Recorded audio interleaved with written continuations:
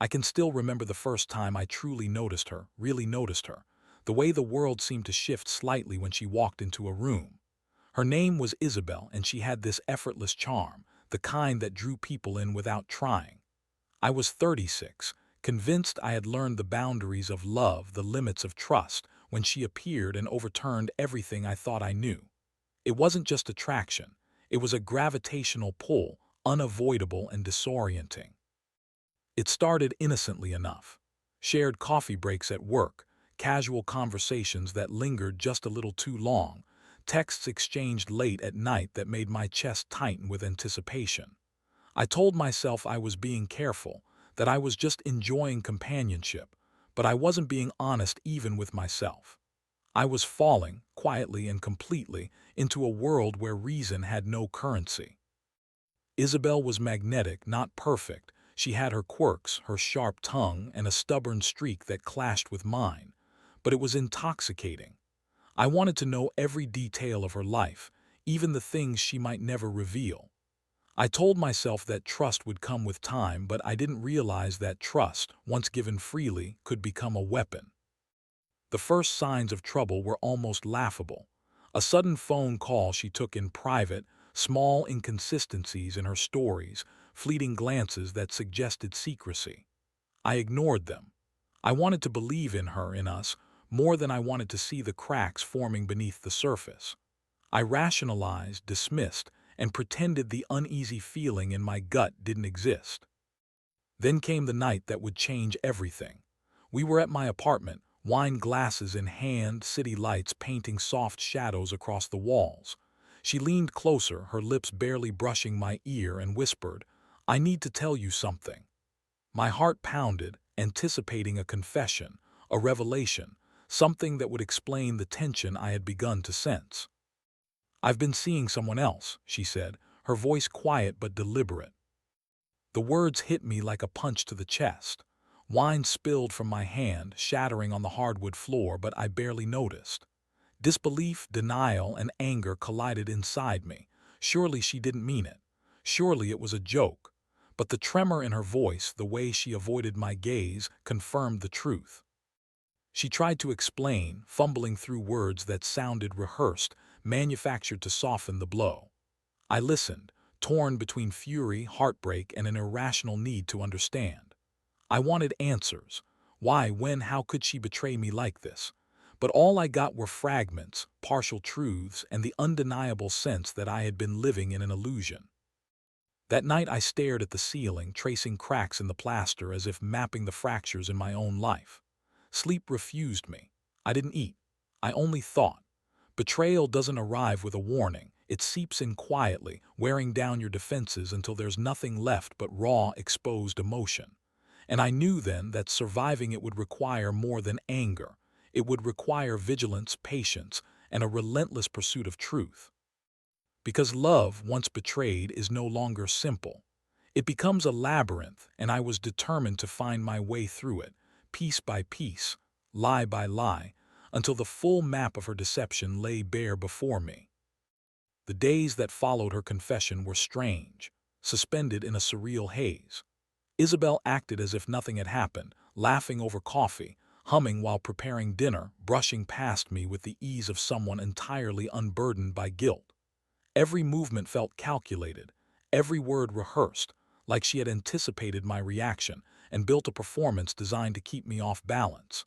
And part of me hated myself for still craving her presence, for still needing her even after knowing the truth. I forced myself to act normal, went to work, met friends, tried to sleep, but my mind refused to relent. Every notification, every phone buzz set my heart racing with suspicion. And sometimes she slipped up. A glance too long, a hurried whisper into her phone, a shadow of hesitation in her eyes, tiny things that made my gut tighten with dread. It was enough to confirm what I feared.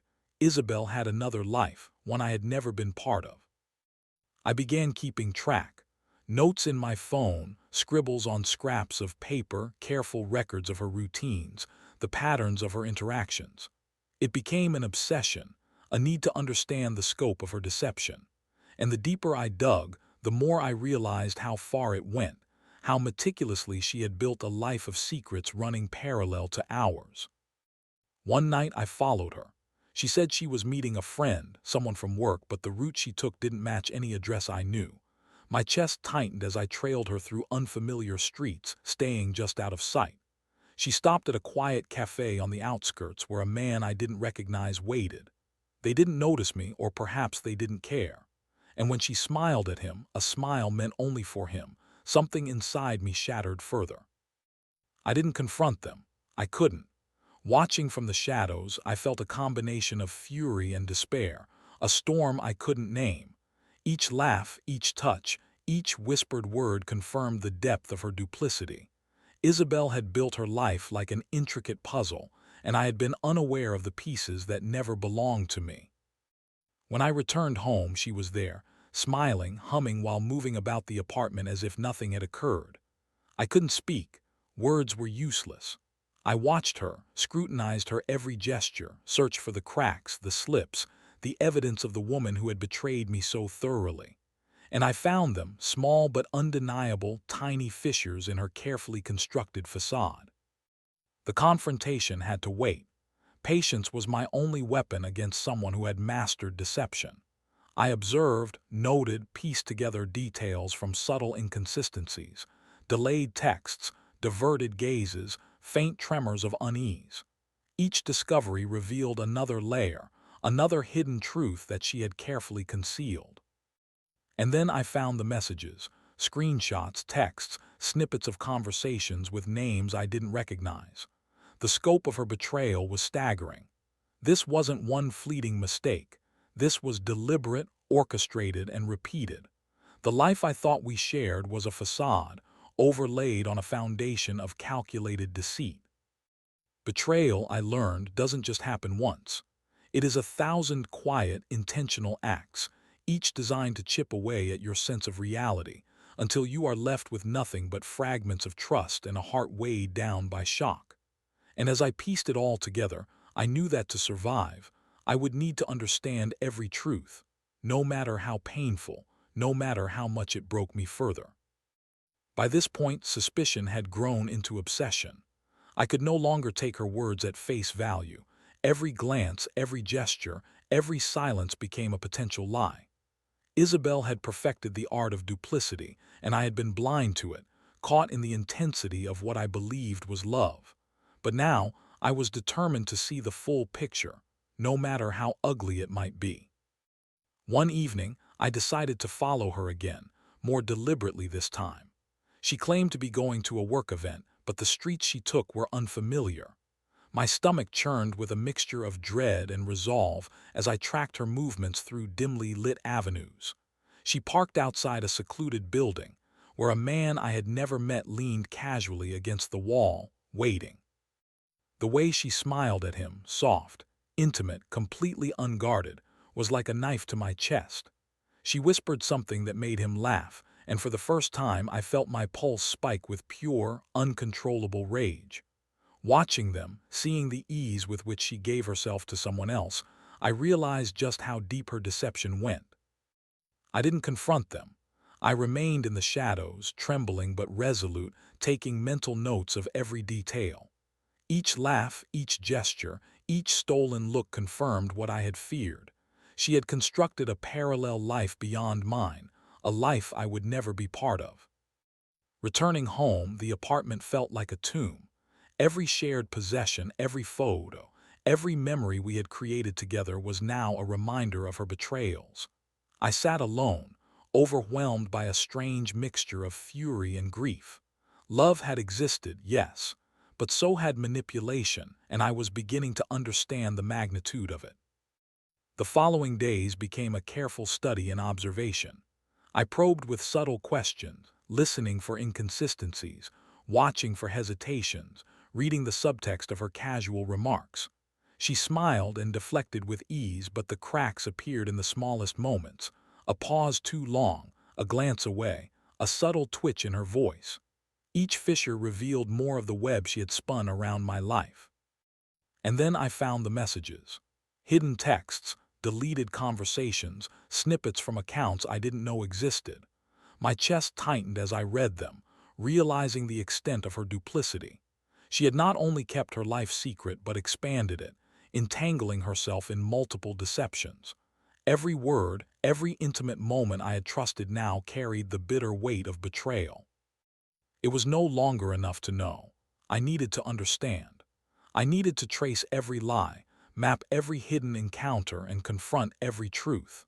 And as I pieced together the extent of her treachery, I realized that what I had once believed to be love was interwoven with manipulation, deceit, and calculated betrayal. Betrayal is not a single act.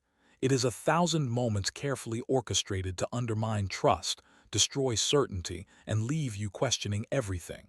And in that realization, I knew my path forward would require more than courage.